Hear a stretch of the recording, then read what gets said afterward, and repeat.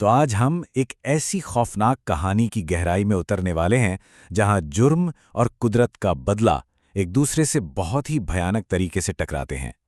अक्सर लोग कहते हैं कि रातें खामोश होती हैं, पर क्या ये सच है? मुझे तो लगता है कि रातें सब कुछ देखती हैं। हर गुनाह पर, हर साजिश पर उनकी नज़र होती है।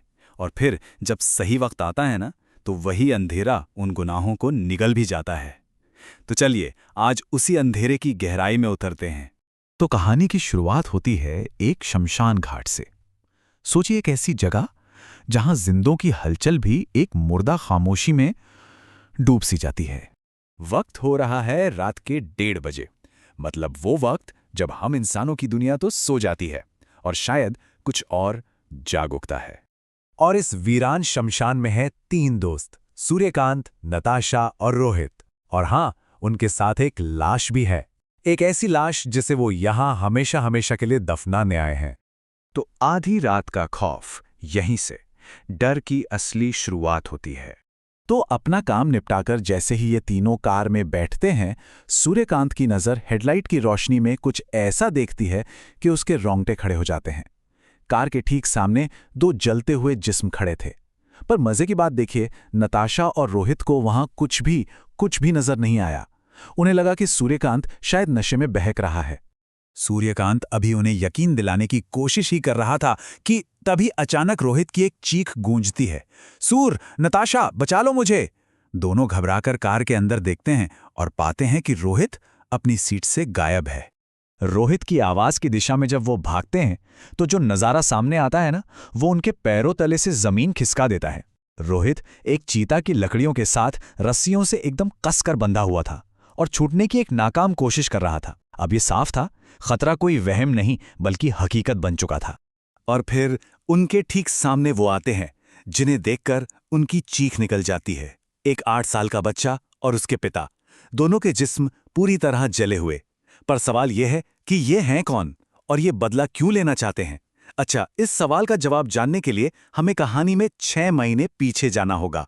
कुछ 6 महीने का धोखा। चलिए देखते हैं कि इस पूरी क्रूरता की नींव 6 महीने पहले आखिर रखी कैसे गई थी। सूर्यकांत, नताशा और रोहित कह सकते हैं कि अमीर बाप की बिगड़ी हुई औलाद थे। उनके लिए कॉलेज अय्याशी का एक अड्डा था। लोगों की भावनाओं से खेलना और फिर उन्हें दूध में से मक्खी की तरह निकाल फेंकना, ये तीनों की फितरत बन चुकी थी। सीधे सीधे कहें तो ये पीड़ित नहीं थे, ये शिकारी थे। अब उनकी इसी दुनिया में एंट्री होती है शालिनी की, एक बहुत ही खूबसूरत और स्वाभिमानी लड़की। सूर्यकांत उसे प्रपोज करता है, ये सोचकर कि भाई उसकी हैसियत देखकर वो तो तुरंत हाँ कर देगी, लेकिन शालिनी उसे साफ साफ मना कर देती है। और बस यही इनकार सूर्यकांत के ईगो पर एक गहरी चोट कर जाता है। सिर्फ एक ना का बदला लेने के लिए इन तीनों ने मिलकर एक बहुत ही ठंडी और सोची समझी साजिश रची। सूर्यकांत के कहने पर नताशा ने शालिनी से दोस्ती का नाटक शुरू किया और सोचिए उसका भरोसा जीतने में उन्हें पूरे के पूरे 6 महीने लग गए।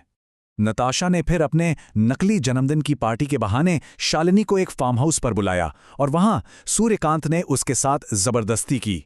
जब शालिनी ने पुलिस के पास जाने की धमकी दी तो इन तीनों ने मिलकर उसे बेरहमी से मार डाला। और हां, इसी लाश को ठिकाने लगाने के लिए वो उस रात शमशान पहुंचे थे। बेगुनाह गवाह, लेकिन पता है उस रात एक गुनाह और होना बाकी था। चलिए शमशान वापस चलते हैं, भूतों के आने से ठीक कुछ पल पहले। तो जिस वक्त ये तीनों शालिनी की लाश को कार से निकाल रहे थे ना, ठीक उसी वक्त उनकी मुलाकात हो जाती है शमशान के रखवाले श्रवण और उसके 8 साल के बेटे राजू से। 2 बिल्कुल अलग दुनियाएं एक ही खूनी रात में टकराने वाली थीं। अब श्रवण को कुछ तो गड़बड़ लगती है, तो वो उनसे पूछताछ करता है। इस पर जरा सूर्यकांत का घमंड देखिए। वो उस आदमी का मजाक उड़ाता है जिसका काम ही मृतकों का क्रियाकर्म करना है और कहता है हम खुद चांडाल हैं। श्रवण को एक गवाह के तौर पर देखकर उनका वो एक प्लान किया हुआ बदला लेने का गुनाह अब एक और अचानक और बेहद क्रूर हत्या में बदल जाता है। वो श्रवण और उसके मासूम बेटे राजू दोनों को मार डालते हैं। इसके बाद उन्होंने तीनों लाशों को यानी शालिनी, श्रवण और राजू को एक ही चिता पर रख दिया।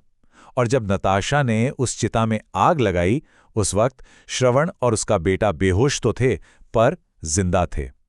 सोचिए, उन्होंने 2 बेगुनाहों को जिंदा जला दिया था। चांडाल का बदला, कर्म का प्रतिशोध। तो अब हम वापस उसी रात में लौटते हैं जहां कर्म खुद अपना हिसाब बराबर करने आया था। और बदला हूबहू वैसा ही था जैसी क्रूरता उन्होंने की थी। श्रवण और राजू की आत्माओं ने एक एक करके रोहित, नताशा और सूर्यकांत को पकड़ा और उसी चिता पर रस्सियों से जकड़ दिया। जो कल तक खुद को चांडाल समझ रहे थे, आज वो दया की भीख मांग रहे थे। हमें छोड़ दो, हम पर दया करो।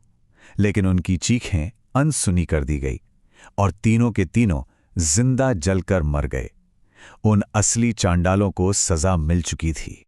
कहानी तो यहीं खत्म हो जाती है, लेकिन अपने पीछे एक सवाल छोड़ जाती है कि कर्मों की सजा मिलती है, ये तो हम सब ने सुना है, लेकिन क्या ये इतनी जल्दी और इतने भयानक तरीके से भी मिल सकती है? इस पे सोचिएगा जरूर।